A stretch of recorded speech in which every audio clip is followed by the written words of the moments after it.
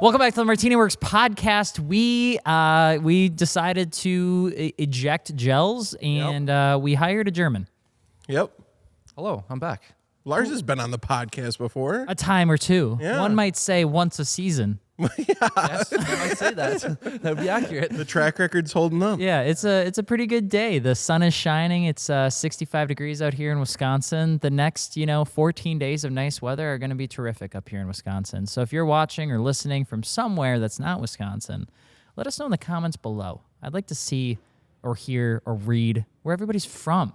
Which, by the way, welcome back to the Martini Works Podcast. Dakota, what are we talking about today? What aren't we talking about? I wanted to debate a little bit. I want to find out what we always talk about, what we like, what we agree on, but I want to see if we have some differentiating opinions on some stuff, because I think discussion's good. Discussion is good. Debate is what I would call healthy. You got to be mature about it, though, because sometimes you get real immature. Who? It's okay. You just start Me? doing low blows. I'm the mean one? yeah, maybe making weight comments towards me. or Weight something. Yeah.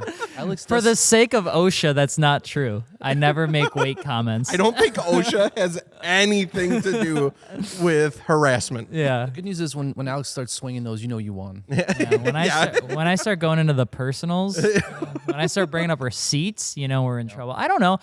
I think it's so weird because as you start to get more experience in the car community, I think sometimes you also start to sound like a grumpy old ass. Yeah, 100%. Which it's hard. I watched a TikTok the other day where it was like a video about a guy recognizing that he's getting old, and he's like talking about how when he goes to mow his lawn, he's like listening to podcasts, and like middle of mowing the lawn, he's like, oh.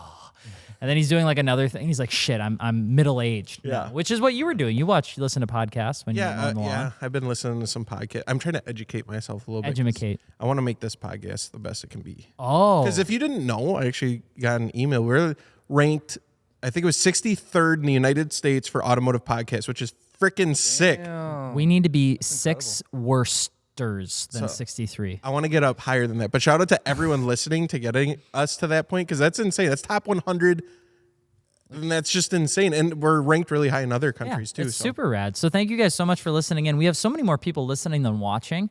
But if you are watching too, because you just like being on the YouTube channel, we appreciate that too. I would say past 10 years, probably the thing that I've switched the most out in terms of like an opinion, something that might be a little bit of a hot take. Man. I got one for you. Otherwise, I can start. Yeah. Why don't you I'm start out? curious on your thoughts, because like I think I've always held this opinion, and I've been pretty firm on it. What is F430 supercar?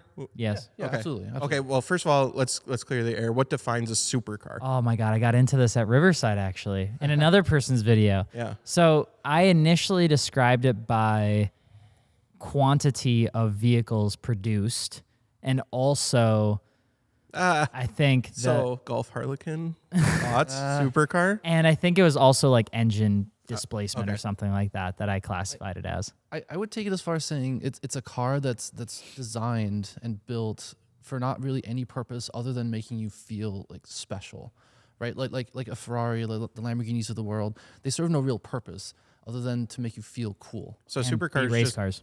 subjective. But they're bad race cars. A lot of them are really bad race cars. You could label anything as a supercar, really. Well, I don't know if that's true. Well, anyways, what I was so we couldn't come to an answer on that. I was going to say is I've always just kind of in the back of my head thought supercars were a little bit overhyped, and I just had no desire to really own one ever. Mm-hmm.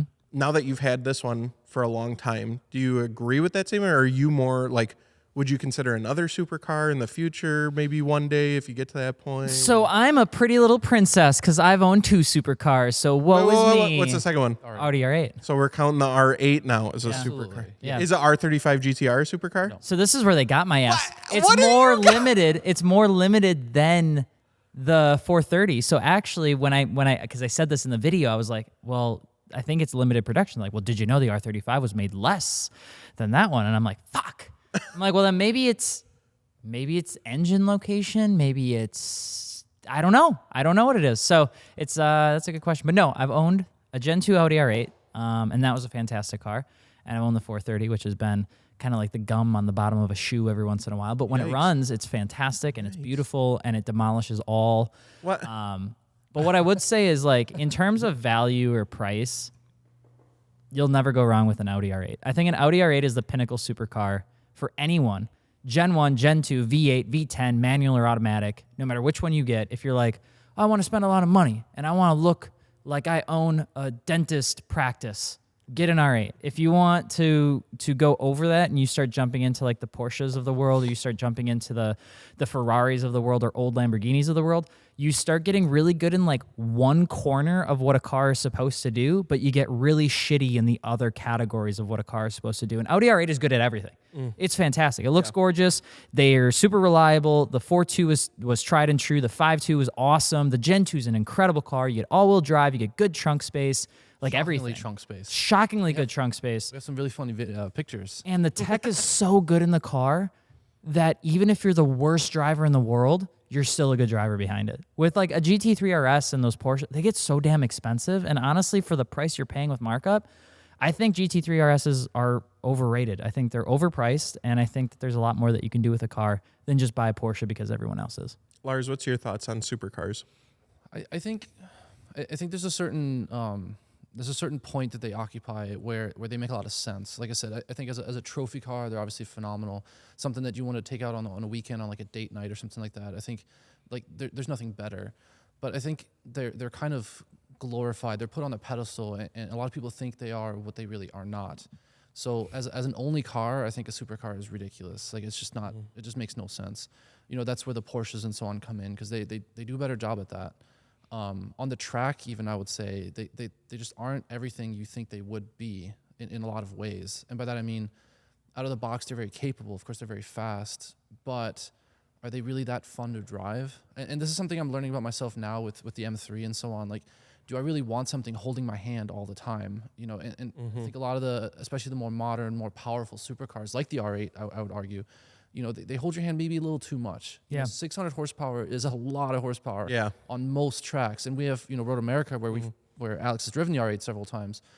You know, that's really one of the few tracks in the country where it can really stretch its legs. Open up, yeah. Yeah, and even there, it's a bit much. The super, like a lot of times, even the high performance sports cars, like they understeer from factory. Like they have so many nicks and nannies built in there because they do not want you to crash it, because they know that you're probably not capable. You can just afford it, which is just a really interesting thing. I remember taking the R8 out on Road America, and there was one time where I did make a mistake, and I was coming from 14 to 1, and I looked down at the speedometer. It's at 164. I was like, Jesus, I'm cooking. Yeah. And I remember like having that thought in my head where I looked down, I was like, I am cooking. And by the time I looked up, there's like a little access road that you're supposed to start braking at, essentially. And I was already going kind of past it, and I'm like, shit.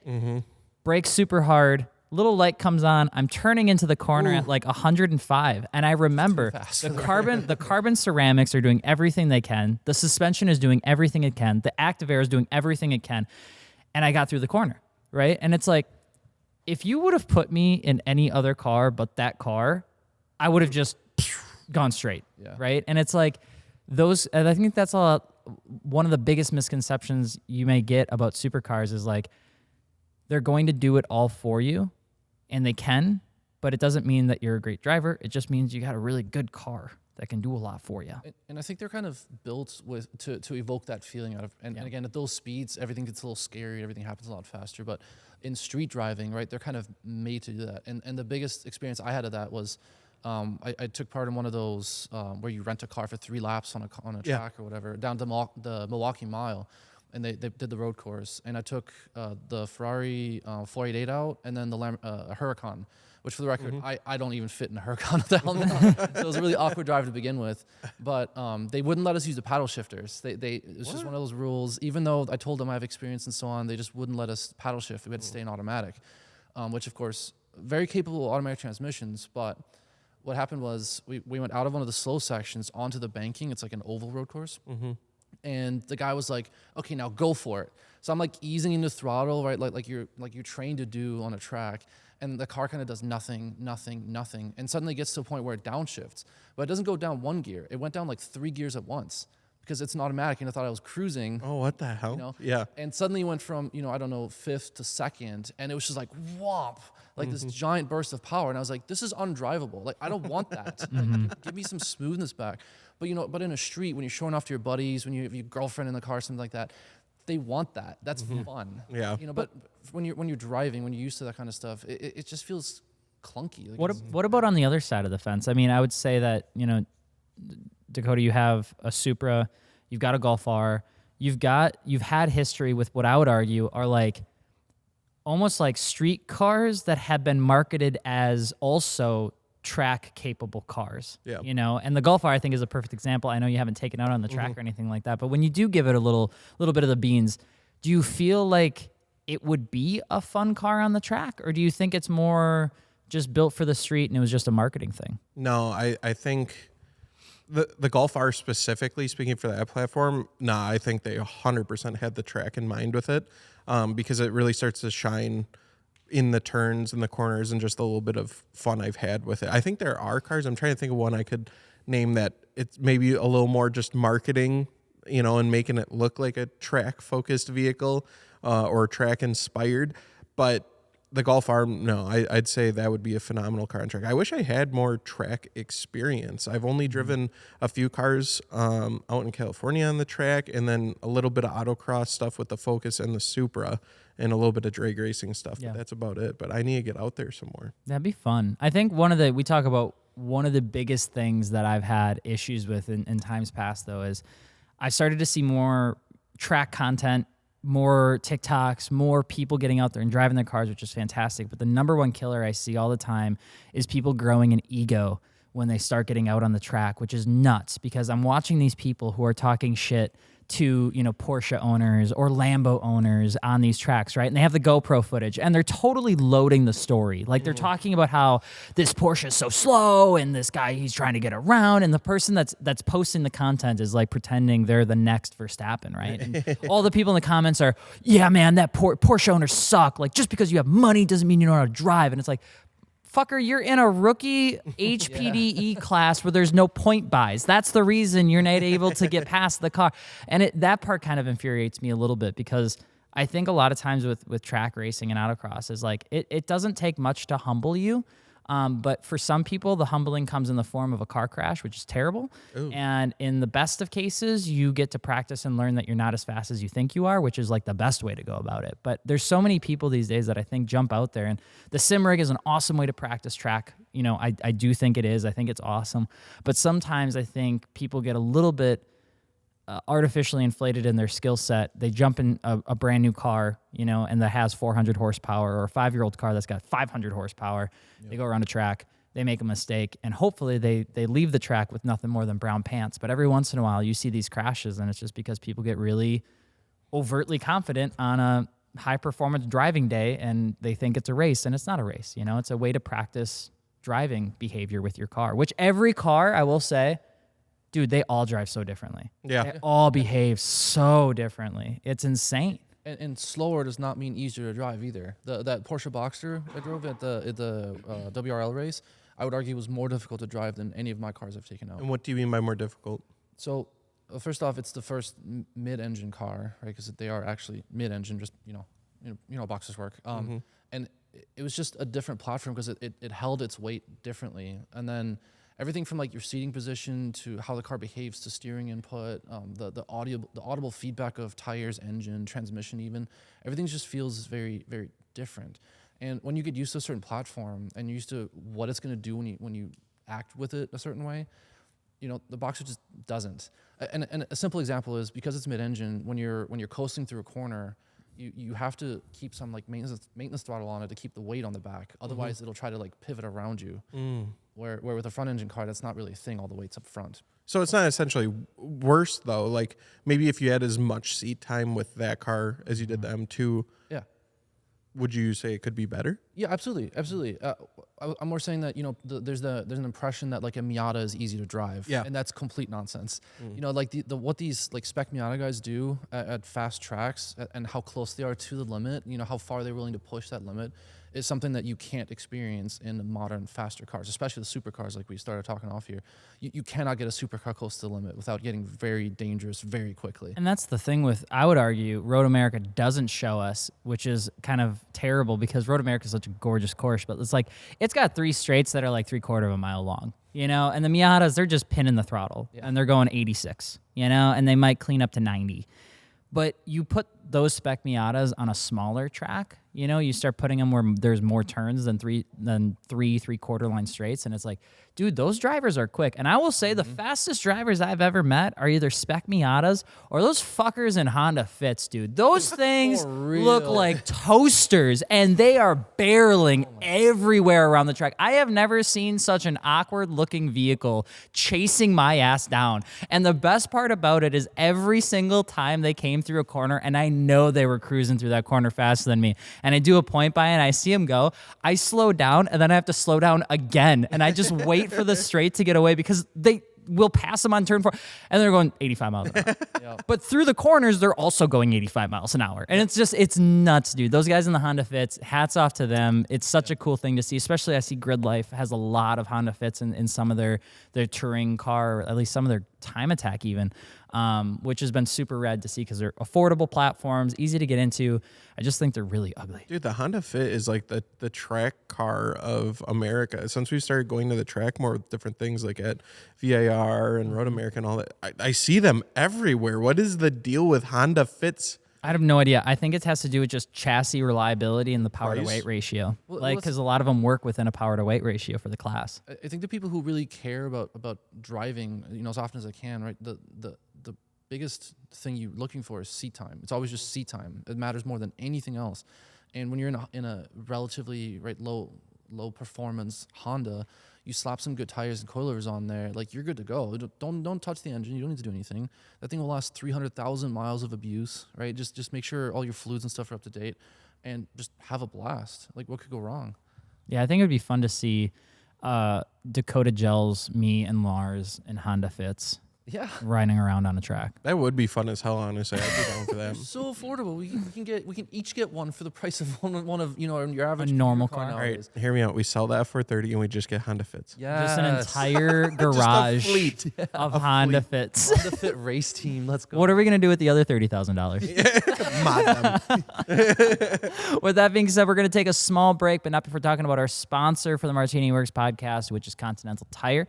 If y'all haven't heard, Continental Tire has a huge promotion going on right now in the month of May where you can get a set of Extreme Contact Sport 02s with a $110 rebate. It's a huge promotion. It's the largest one they do of the year, right next to one that they'll throw up in Black Friday. I'm not allowed to talk about that too much, but honestly, I don't care. The good thing about it, though, ECS 02, maybe not your cup of tea because it's more of a sport-oriented tire. It's more of a track, street-ish tire. The good news is Continental has got tires for literally everything. So if you got a daily driver, you got a sports car, you got a gosh darn van. You know, they've got something for everything, and a lot of it's in stock. So if you actually pick it up from MartiniWorks.com, which you can do, a lot of that stuff is going to come over to you in like 2 days. It's super fast, super convenient, and it means the world. So we want to thank Continental Tire for being the Martini Works podcast. So I suppose we forgot to talk to you guys about this. We have never done a local event for Martini Works until this weekend. We hosted our very own grand opening. It was sick. It was Dakota, so good. yeah, how was it? It was amazing. And shout out to the people. I had a ton of people come up to me and mention the podcast. So if you're listening to this right now, thank you. It was awesome to meet you. And if you didn't come, screw you guys. No, I'm just kidding. No, it went really good, dude. We had so many people show up. Like, it was crazy how many people we had here in this little 4x4 tin wall shop. We had the sim rigs going. We were doing giveaways. We had a coffee truck. Mm-hmm. We had a 2,000 horsepower Pontiac parked out front, time attack build that was, every time I looked at it, I seen something new and I couldn't comprehend how they did it. And I didn't even ask because it would go over my head. It was the most insane car I've ever seen. But all the conversations we got to have with people and show off this place, I'll never forget it. It was so dope. What's so wild is we've hosted events for like a decade now. And all the time when we host these events, a lot of times they're for like the community. They're for people to come and do like a car show or a showcase or drifting or drag racing or something. But like we're there to make sure they have a good time. And the Early Birds was that a little bit, but it was more like, I want to just show you what we're up to. And it felt so freaking cool to kind of show you guys our home. Like it was it's kind of like when a kid gets his first A on the report card and he wants to show his dad. Like it felt super cool. And to have so many people in the shop just checking things out, checking out some of the new cars we got working on, checking out some of the wheel samples that we have. We have 32 wheels on a wheel wall now, which is absolutely sick. So we're super excited to show you guys what's on there. I mean, it was all just like, it was rad. It was cool.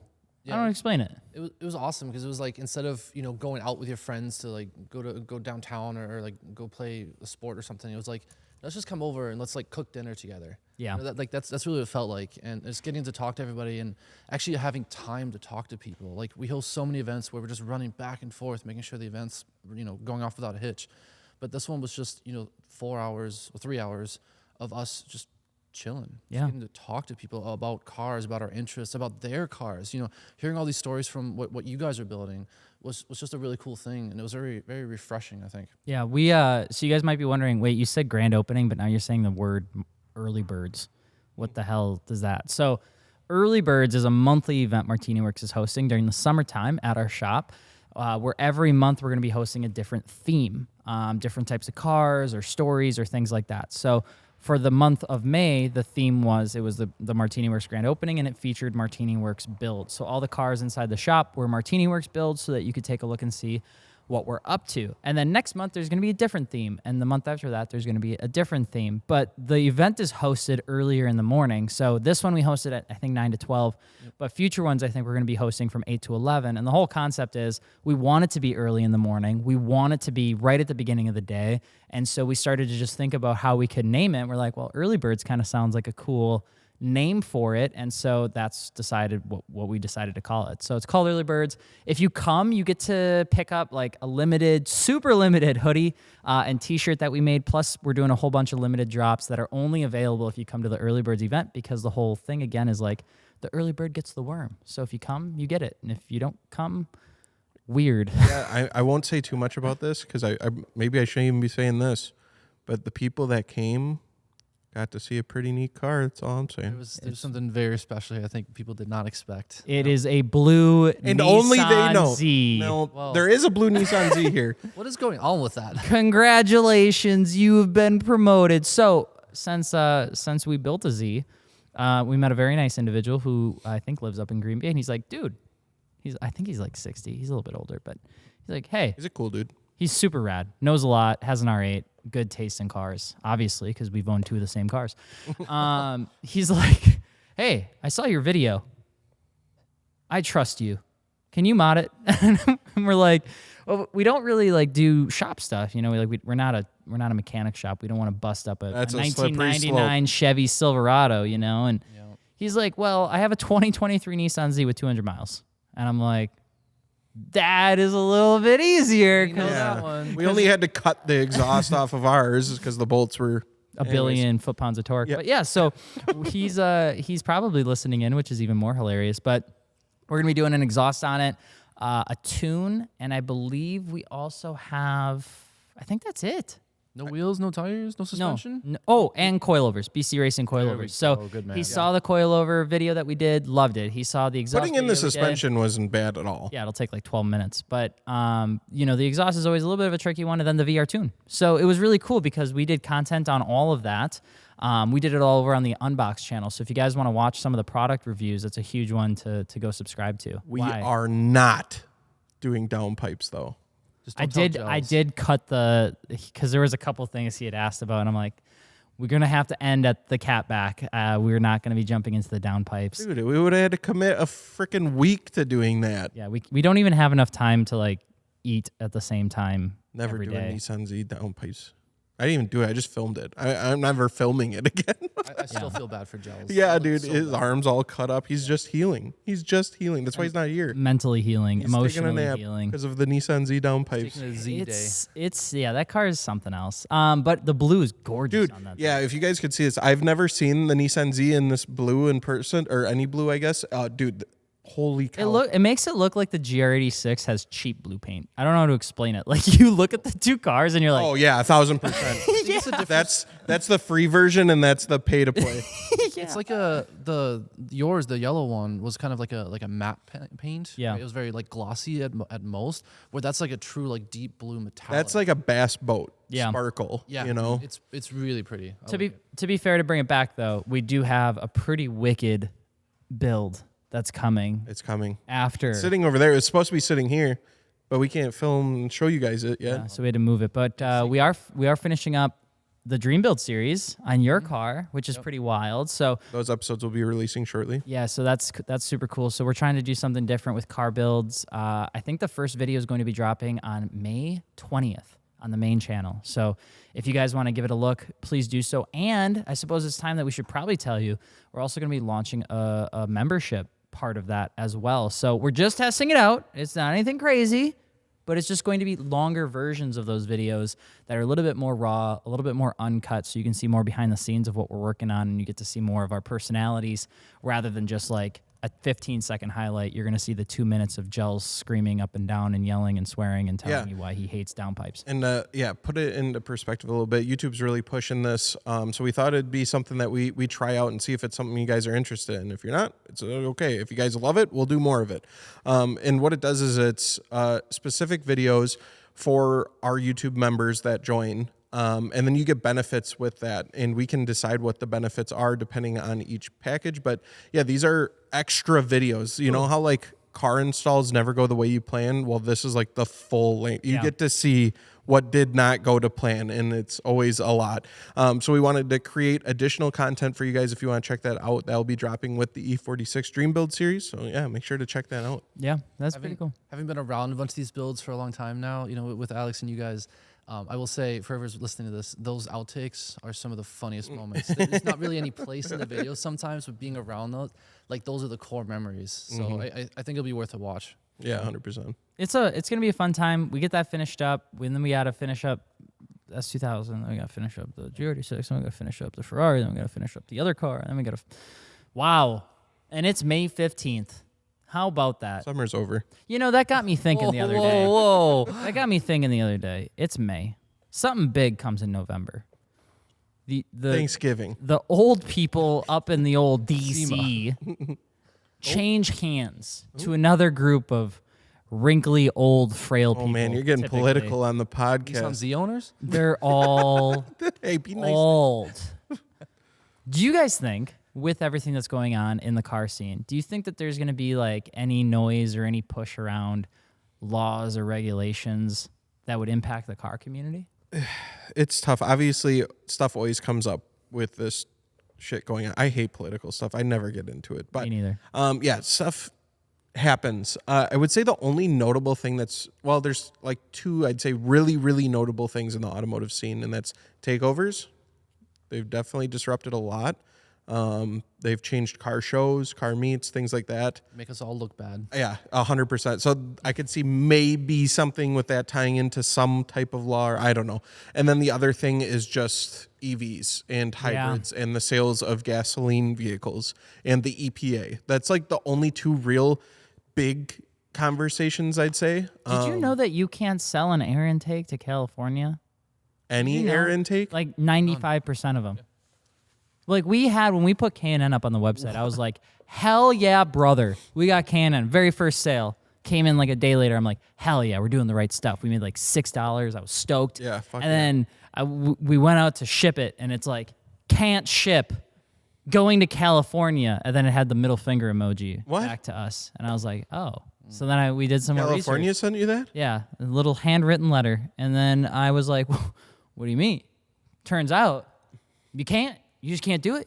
You can't send it. Dude, I don't get how California's like the mecca of like car enthusiasts too. Like I get the nice weather, but besides that, they can't do fucking anything. Nothing. California is I don't know why they're so difficult. They just are. It's like the mecca of the supercars. Yeah. Right? And then like the really high end stuff, and then also like I think diehard race cars. There's a lot of racing out there. Also And like I think which was kind of the point of what those laws really hurt your average Joe trying to modify their daily driver.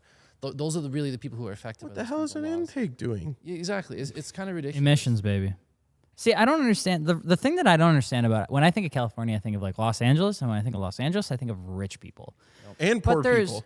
But like there is a lot of human beings in the state of California that are not super ultra wealthy rich. And it's like, I can't imagine all of them think that that's a good idea, right? Like, or maybe they do, but like every single time California passes something, it slowly meanders its way east until it hits Texas, and then Texas stops it because they're Texas, Yep. you know? And they're big. But then New York's like, I could pick that up, and then it comes into New York, and then it starts spreading down southwest, and then it's coming northeast like a virus, and then the next thing you know, 10 years from now, Wisconsin won't be able to sell air intake. I was going to say, just know it. Wisconsin's like last pretty much everything, and sometimes that's good and sometimes it's bad.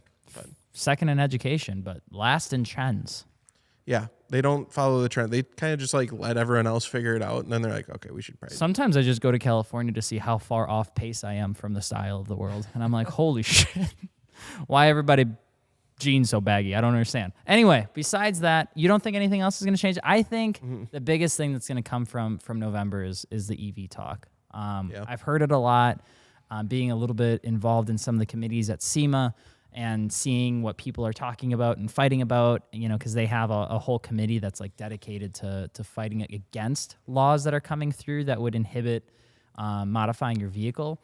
And I just see those emails coming more and more and more over the past, since I've volunteered in 2021. It's like, you used to get an email that's like, hey, somebody's trying to do some fuck shit, like once every 7 months, 6 months.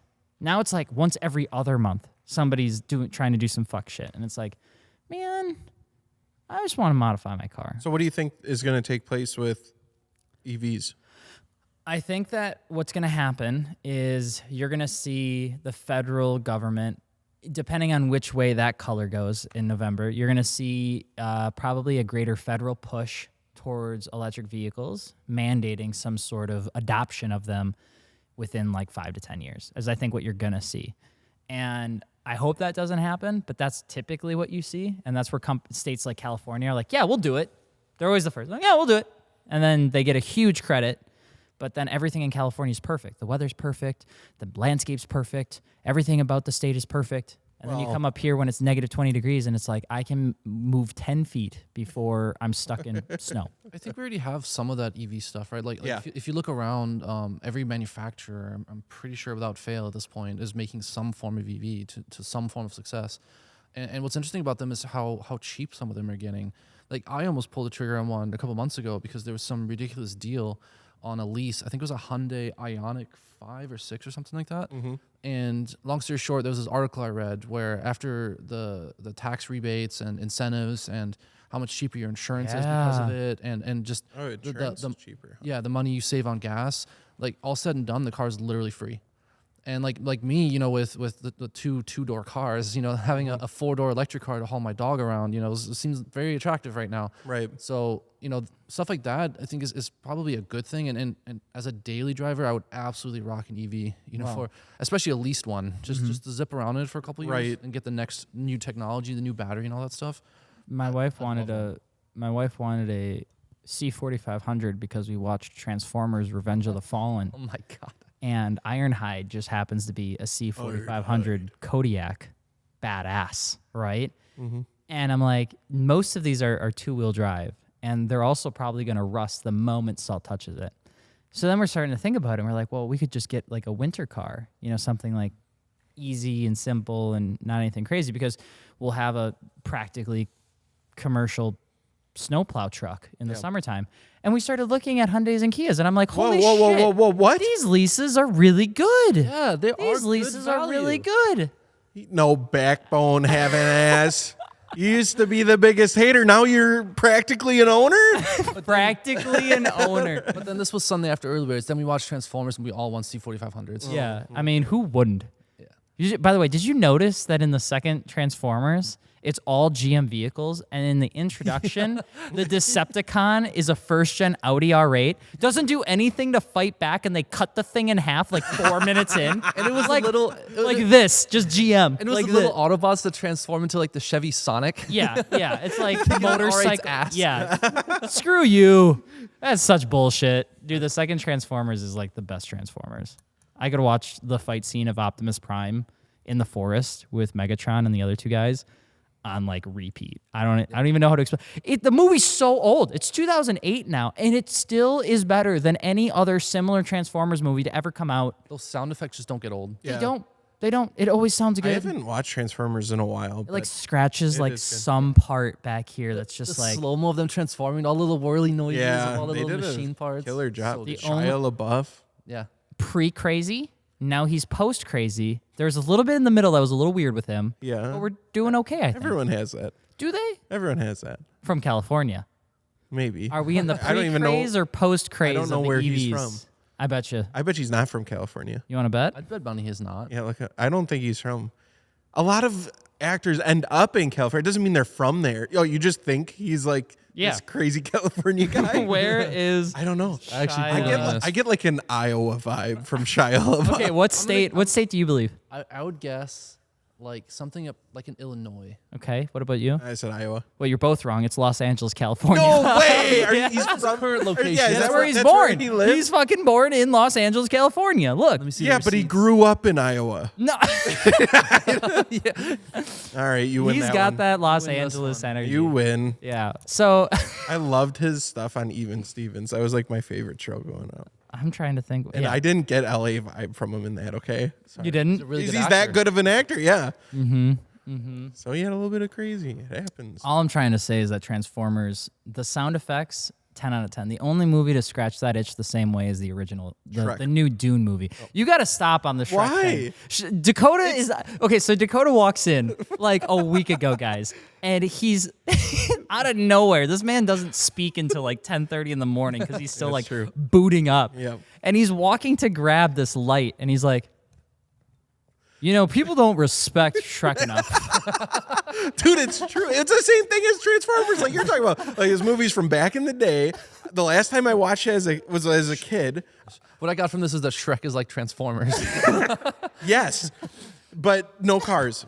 I don't think. Anyways, No robots either. watch Shrek as an adult and just appreciate, like, dude, there's no more original movies anymore, all right? It's all fucking Fast and Furious 8, fucking Teen. Transformers 15, Star Wars 80.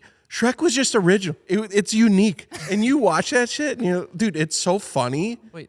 I just- not to be that guy, but isn't the entire story of Shrek based on many other stories from 100 years ago? Fuck. Sort of, but not really. Yes and no. Yes and no. It's not a remake of something. Would that mean that the Nissan Z is like Shrek? The Nissan Z is Shrek. Your color was Shrek. Is Nissan Z Shrek? It's so many pieces of other No, things. because but it's Shrek was still good. new. If Shrek was a car, what would it be? Shrek was that fucking green thing that Lil Bow Wow drives in Fast and Furious, that Volkswagen with all the Hulk handprints You're in it. taking that shit so serious. If Shrek was a car, what would it be? If Shrek was a car, what would he be? Yeah, I took it from a physical looking thing. I gotta think on I this. almost want to say that's racist, but I'm not entirely sure what the Shrek. Ogre. Oh, right. I'm gonna say this is tough. What would Shrek? Yeah, that's way too loaded of a question. We got to come prepared with. No, scripts see, and stuff if I we're would gonna- I would say Shrek to me personally When's the last time you watched it? Before you answer this, 8 years ago. you got to watch it again. Okay, I would say Shrek is probably like, in my humble opinion, those town and countries that look like they're about 280,000 miles deep, and like the rusted fender is now showing like the wheel through it. No. But there's still 7 people deep in it, and it's still just trusty. That's what I imagine. I think you're on the right track, but you're wrong. I think it's the newer van, like the newest van that's out, right? And you get in it and you're like, oh my God, why did you buy a van? But then you get in it and you're like, shit, this has a lot of room. And then like you're riding and you're like, damn, this is like comfortable. Nice. And you're like, I get why you got it. This is nice. That's Shrek. I watch, or when I went a long time ago to Japan now, I will still say the most eye-opening experience was getting in those, I think they're called Toyota Alphards. Alphard? It's a van.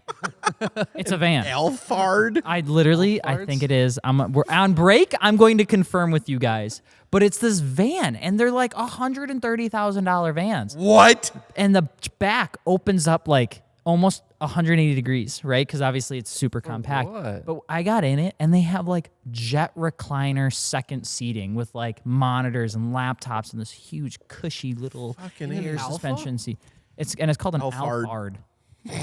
I'm pretty sure it's called Japan an does take their van serious. There's a whole van culture. Yeah, I would love to bring that culture to There's America. TE37s made for vans. Yeah, That's absolutely. like, And they look good. directly made for them. They look good on everything. Yeah, it's crazy. Volk's running that one dry, okay? God damn, every single thing has got Still a looks TE37. Yeah. Okay, fine. What car would Transformers be? Bumblebee. Yeah, Camaro. right. I see it Camaro. I think transfer. Plus, those guys, like my buddy bought was a 45th anniversary Camaro SS, and oh my god, dude, those guys they take the Transformer shit serious. Half of them put the fucking Autobots badges I'm on their pretty sure cars. it came from factory with that. It might have. option. There's. There was an I'm sure there's edition. a There was a special Bumblebee edition. edition Yeah. or something. I don't like that. I don't leave the movie in the movie. Don't put it on the car. I don't want to see any more Transformer Camaros. No more. Unless it's gonna stand up and pick my car up, take the badge off. If it can actually transform, then you can have the badge. Then we'll talk. The one car I wanted more than anything else in Transformers was not a car. I just want that Peterbilt that Optimus Prime is. Whatever that is, whatever model and style and thing, I want it. You want a semi? It's not just a semi. It's Optimus fucking Prime, man. It's favorite- dope. You know how much work it takes to probably clean that chrome? That's nuts. The big rig chrome shop up the street, they would sponsor that thing in like a heartbeat because of how much chrome is on Optimus Prime. Plus, he's got a cool voice. He does have a really cool voice and the best middle name, Prime. Like I want that. If I ever, Wait, if I had what's a his middle- last name? I don't know. Surely his last name's not Prime. Why not? Well, I'm gonna go to the internet again. I'm gonna Google that. In the meantime, the Transformers that I would want would be the ones that turn into helicopters, because then when they stand up, they have a cape from the helicopter blades. That's true. And Yeah, they but those fly are all around. Decepticons. Yeah, they are for some Decepticons reason. are cool. Okay, first off, I don't know where you got the idea that Optimus Prime's Yeah, I don't know why you assumed that was automatically a middle name. Assume he was on a first name basis. Okay? Optimus's first name, Prime is last name. What's your source? Who the fuck just goes by their Wikipedia. who goes by their middle name casually? I don't have. What is one, okay? Optimus Prime's code name? Is maybe what is Optimus Prime's black You know name? what? You know what? What? Fine. Excuse me. What'd you just say? It's not what you think. What is it? I'm asking what it is. Nemesis Prime is the dark He's mirror of changing Optimus Let me Prime, just- striking terror into his victims' hearts while wearing the face of their hero. Let me just change my statement then. I think Prime would be an amazing middle name. But not last name? No. What kind of Logan Paul shit are you on?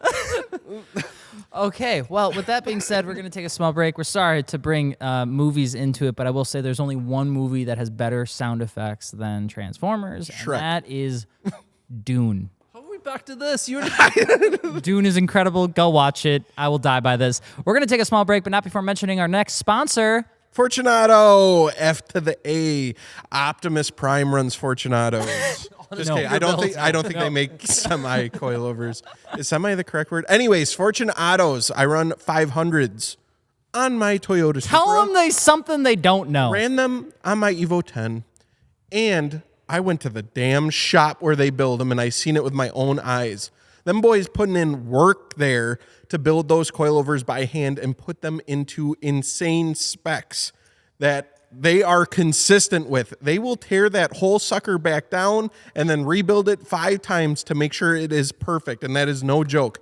And that is the type of quality you get with Fortune Auto, and why we're stoked to have them as a sponsor on the Martini Works podcast. Whether it's a daily driver that you like to do some spirited driving with, or a track animal, I promise Fortune Auto has something that is up your alley. So make sure to go check those out over at MartiniWorks.com. I have the biggest fact that nobody on this podcast has ever heard. At one point or another, we owned 2% of the monthly total volume of Nissan Z distributed in the world. 1. Wow. 2. What do you mean? What? Well, we had one there, and then I had the other one, and they were kind of owned in the same month, so I'm going to count it as 2. was They only make 100 a month. That's not very many. So we had 2% of the total. We technically had a stranglehold on what I would argue is the Z GDP. We should have did like Seto Kaiba from Yu-Gi-Oh, where he had the Blue Eyes White Dragon. It's time to duel. And he ripped them, so that way he only had the certain ones. We could have just totaled both of these ones, and just increased the market. Another way we could phrase that, statistically speaking, we had every Z in Wisconsin. Probably. That's the thing that I want to talk about in today's breaking news. What's the deal with the new Z? Why is nobody buying it? Dude, I keep seeing, I want to address this too, because I keep getting hit with videos on TikTok about the Toyota Super sales are dramatically decreasing and it's a failure of a car. And it's like, what?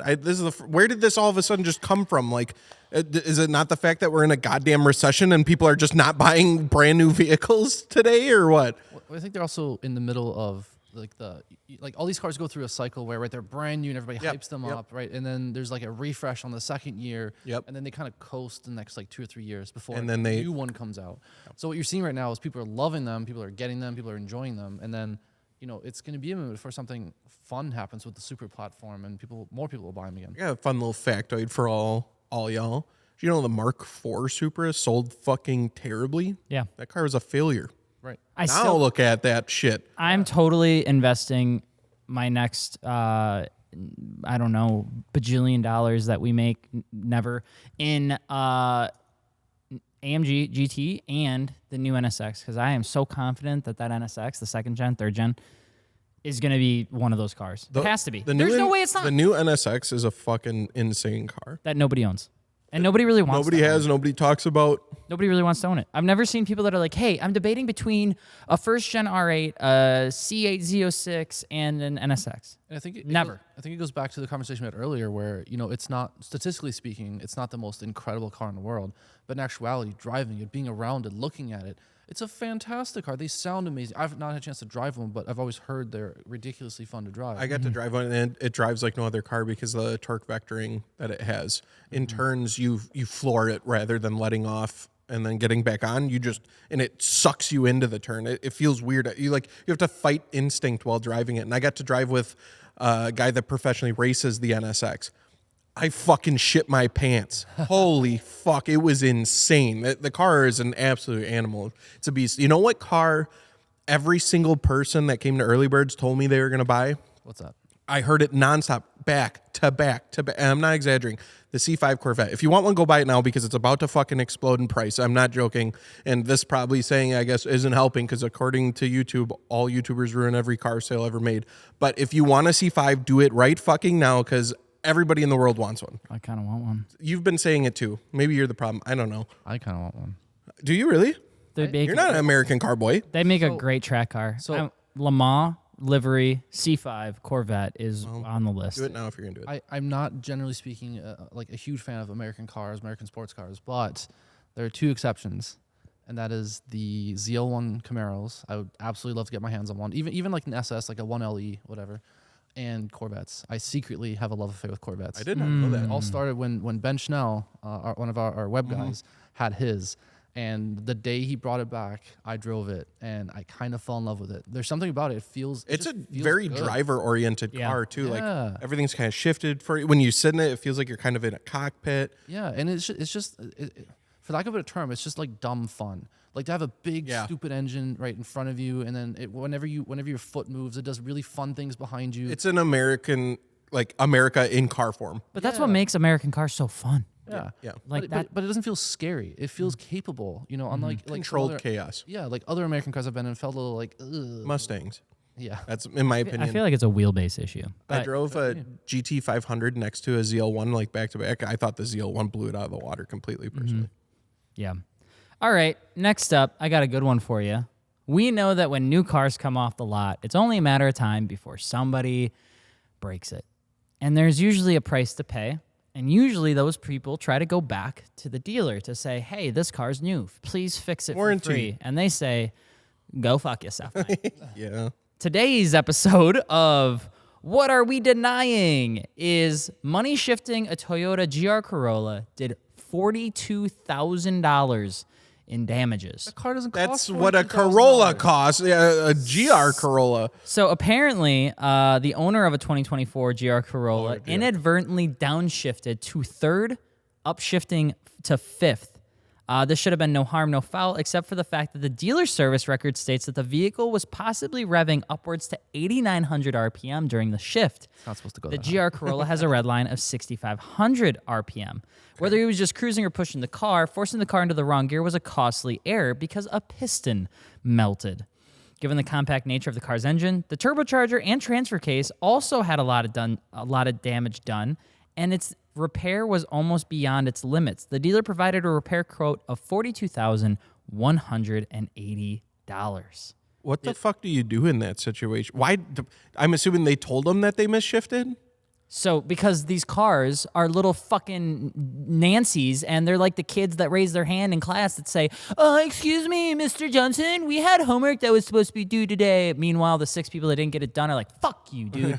That is these cars. So you can go in and you can see everything that you do in those cars. Every time you misshift You're right. The Z had a status report that would get emailed to you. I got a fucking report card for owning a Nissan Z. I thought I was out of school, and I'm not because I bought one. A money shift is a person problem, right? Whether the car tattles in or not, you broke your car. Yeah, but it's a mistake, and it happens. And the fact that it happened on what they're saying was one time.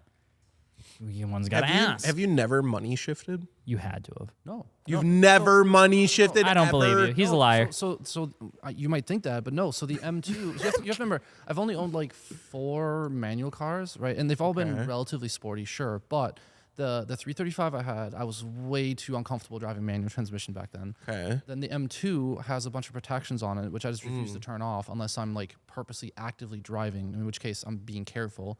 On the track, like shifting is not like how fast can I shift motion. It's smooth and gentle. And then the M3, like that, I could probably money shift the easiest of the bunch. But again, I'm gentle, I guess. It's not about. I'm not trying to gain a fraction of a tenth while shifting, right? Well, I don't think it's always like you're trying to shift as fast as you possibly can to money shift. Well, if you let the clutch out slow and you're like, Well, you burning the clutch every time you shift or what? Slow enough where I know if I'm money shifting it or not. Yeah. Man, you got. If you're setting the world record lap times, you ain't gonna be pussyfooting around with your shifting. So with the M2, there's a big story actually with the M2 competitions when that came out, where a gentleman in Germany money shifted the car, and it was a similar story. It was like $30,000-$40,000 in damages, and I accidentally met this guy in the M2 groups. No way. Yeah, when I was figuring out wheel specs and tire specs for my track setup, this person and I connected. And I was like, your name sounds familiar. And he's like, yeah, I'm the guy from the video. I'm money shift guy. Yeah. Money shift. I've guy. money shifted before. I'll fucking admit it, I but my money car shifted- didn't blow yeah, up. I've money shifted before too. I think it's a pretty common thing that happens as a mistake. I do, and I think that but do you it's not a think matter of if, it's a matter of when. But do you think a manufacturer is responsible for you making a mistake? I think a car shouldn't blow up from one money shift. 100%. I would agree with that. So And I would also feature that if it's so new, I feel like there'd be some sort of lockout procedure. Yeah, like them should be. Yeah, I agree, right? So, which is why again, maybe I'm a little biased, right? Because I'm used to driving the M2, where it does lock me out. Where my bias is that he has a lockout that he chose to disable. That's how it works on the M2. If that's the case, that's a different story. Then yeah. Let's talk about something that's way more controversial. Ford patents the front-mounted big screen TV for EVs. What is front mounted?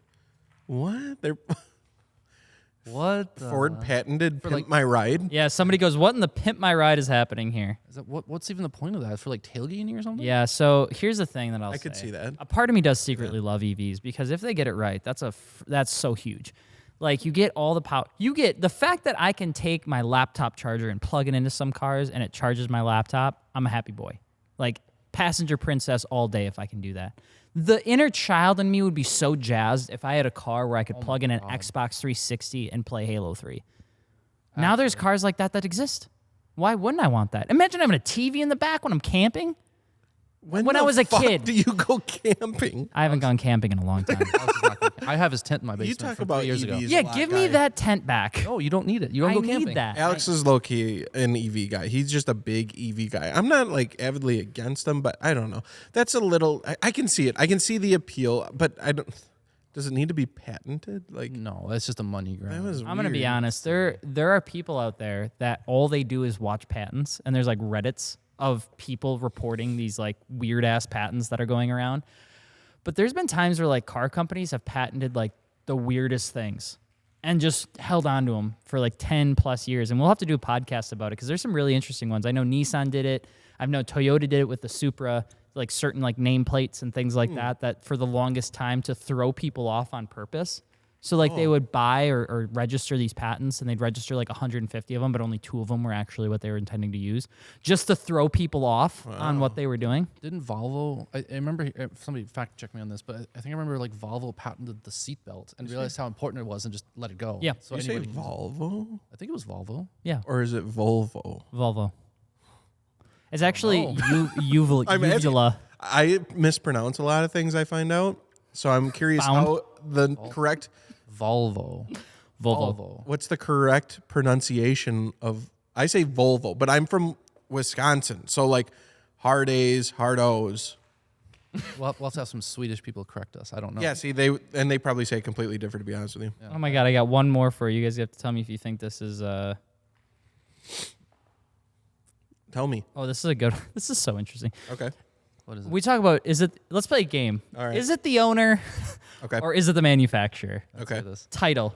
Tesla tells Cybertruck owner coolant leaks aren't covered by warranty after only 35 miles. Hold on.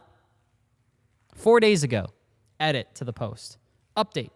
Tesla went above and beyond to fix my truck today and get it back to me this afternoon. Very happy. The Tesla Pensacola Service Center stepped up and did an awesome job. They even detailed the truck before I picked it up. It was all covered by warranty. I'm very pleased. Wait. Does that not just sound like the worst kind of fucking consumer to deal with? Hold on. I have a question for I you do too. foremost. Yeah. It's an electric car. What the fuck does it need coolant for? Are they like cooled like gas engines? It Like must for be the coolant batteries? batteries, I like assume the charging batteries system? get hot, but I didn't know they ran with coolant. Yeah. I'm intrigued by that. Wouldn't it be water cooled like a PC? I mean, I'm sure it's some well, no, it can be water in case it I freezes, know. but That it has to was be just something a like stupid that. comment. I never thought about that.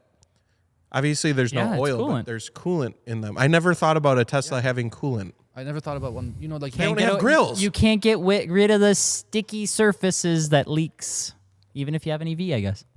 Let me tell you, I'd rather deal with an oil leak than a coolant leak any day of the week. Coolant is the biggest. To clean up coolant is the worst It is in the a world. terrible fluid. It's so liquidy. I feel like it's safer to leak for your car. Yeah. I don't know. I'd rather have oil leak. Still, No. How many of your cars are leaking oil right now? 2. All of them. No, Ferrari doesn't leak oil. Yeah. Well, Well, it's not dripping on the ground at because least. it doesn't have any oil in it. You guys need to leave my car alone.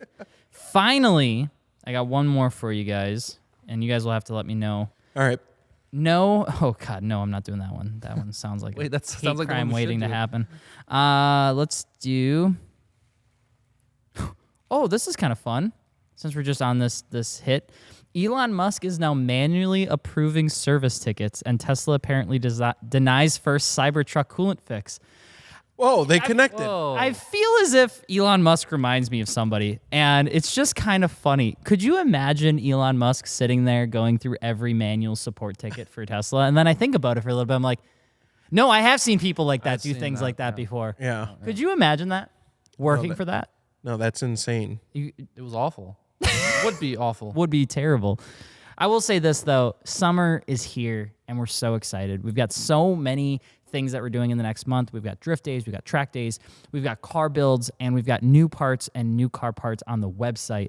BBS is one of them. We have HKS on the website. Work. We've got work wheels, one piece Work, stuff. baby. Dude, we got our first sale of work wheels where someone just went to the website, found their work wheels, and ordered them. That's so fucking sick. You have no idea how happy that made us. So if you guys are wondering if we have it, the answer is yes. And if you're looking for car parts, MartiniWorks.com. It means the absolute world. You're supporting this dream, this vision, and we love you to the moon and back. Lars, anything you'd like to add?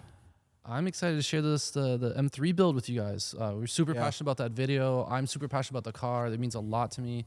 I got to talk to a lot of people at Early Birds about it, and they really vibe with the message and the story and the purpose of the build. So I'm excited to share that with you guys. Should be out pretty soon. Shrek? Yep, go watch Shrek. Give it another shot as an adult. Just chill night. Go turn it. It's on Netflix. That's why I watched it. It was like, what the fuck? Shrek's on Netflix? The first one I'm talking about. I can't speak for the others. I haven't watched those. I've seen Shrek 2. I have that one's good too, but it's not on Netflix. Go watch Shrek 1. You're gonna have a good time. Thank you. You'll feel happy. I can just imagine the thumbnail of this video is just going to be a photo of Shrek. It wasn't. Now it's gonna be. Alex Goodbye. is donkey.